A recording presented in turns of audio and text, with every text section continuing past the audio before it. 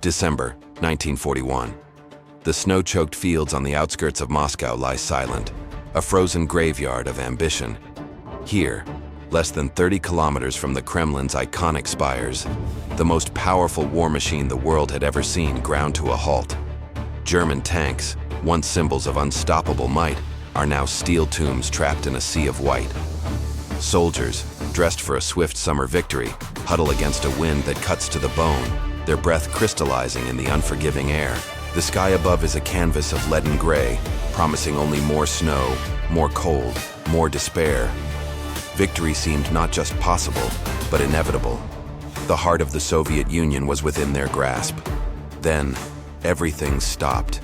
What happened here, in this vast, frozen wasteland? Was it merely the weather, or was it something more?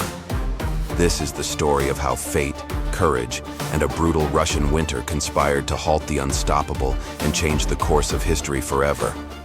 It began just months earlier, in the sweltering heat of June. Operation Barbarossa, the largest land invasion in human history, was unleashed. Over 3 million German soldiers, thousands of tanks, and waves of aircraft stormed across the Soviet border. The Blitzkrieg, or Lightning War, was a terrifying spectacle of speed and destruction. City after city fell. Soviet armies were encircled and annihilated in staggering numbers.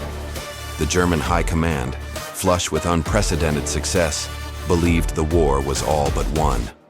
Their maps showed a relentless arrow pointing directly at Moscow. They boasted they would capture the capital long before the first snowflakes fell. Throughout the autumn, the panzers rolled on, churning up the dust of endless Russian roads, leaving burning villages and shattered resistance in their wake. By October, they were at the gates of Moscow, poised for the final decisive blow. The world held its breath, expecting news of the city's fall at any moment. But then, the Russian winter, a general more formidable than any human commander, arrived early and with a vengeance. The autumn rains had already turned the roads into impassable quagmires of mud, a phenomenon the Germans grimly called the Rasputitsa. Now, that mud froze solid, and the heavens opened. Snowstorms of biblical proportions buried the landscape, erasing roads and landmarks. Temperatures plummeted to levels the German soldiers, in their light summer uniforms, could scarcely comprehend. 30, then 40 degrees below zero. Fuel for the tanks and trucks turned to gel. The intricate mechanisms of machine guns and rifles jammed with ice. Frostbite claimed more casualties than combat. The mighty Blitzkrieg, a strategy built on speed and mechanized shock, was literally freezing to death. The German war machine, which had conquered half of Europe, was being defeated not by an army, but by the very land it sought to conquer. The Lightning War was dying a slow, agonizing death in the snow.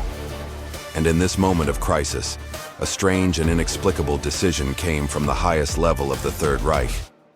From his remote headquarters, Adolf Hitler, the architect of the invasion, issued a stunning order: halt the main assault on Moscow. To his generals on the front line, shivering in the cold, it was madness. They were so close. Why stop now? The official reasons were logistical: the weather, the exhausted troops. But whispers and rumors told a different story. Some in his inner circle spoke of Hitler's growing obsession with history, particularly with Napoleon Bonaparte's disastrous invasion of Russia in 1812, which ended in a frozen retreat from the very same city. They said he feared the curse of Moscow, a historical destiny that doomed all who dared to seize it. Others pointed to a more esoteric influence: his reliance on astrologers and mystics, who allegedly warned that the stars were not aligned for a final victory. Was it a calculated military decision, a deep-seated historical fear, or a turn to dark superstition? The Führer's mind was a black box, and the reason for the fateful pause remains one of the great enigmatic questions of the war.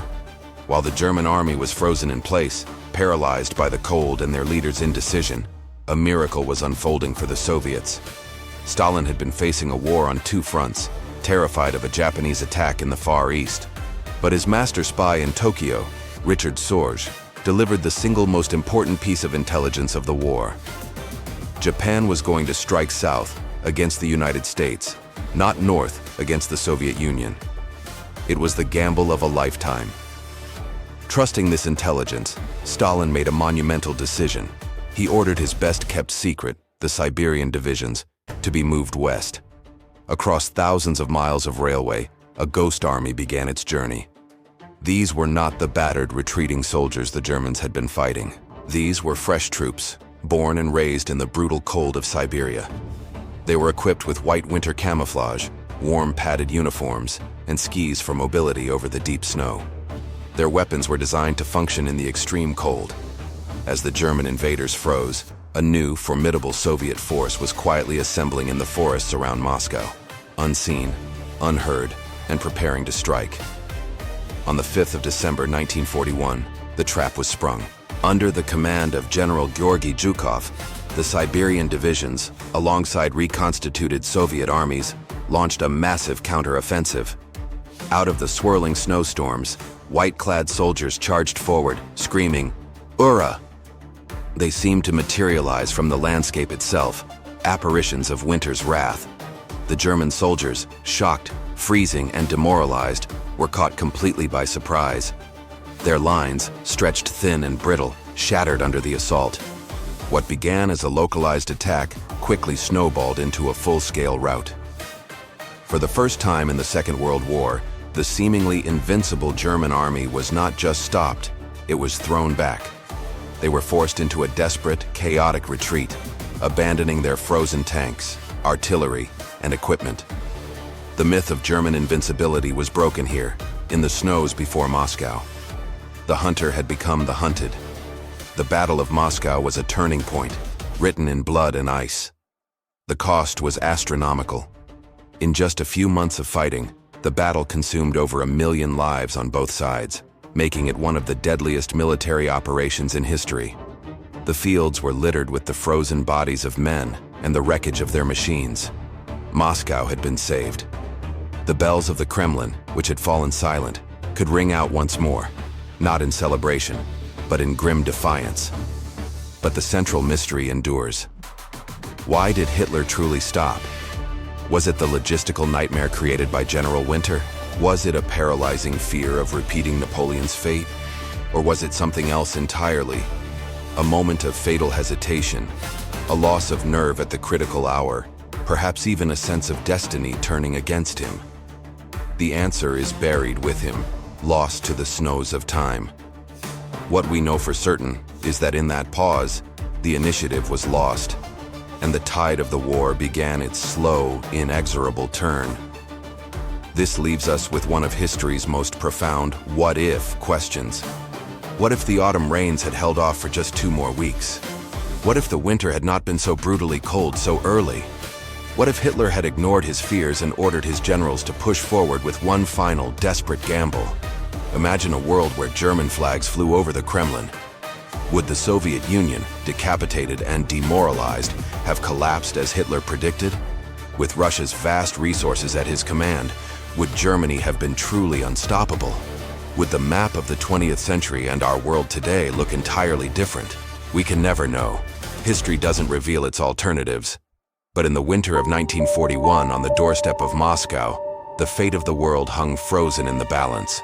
And when the thaw finally came, the world was never the same again. Thank you for joining us on this journey into the past. If you found this story compelling, please consider liking this video and subscribing to our channel for more deep dives into the mysteries of history. We'll see you next time.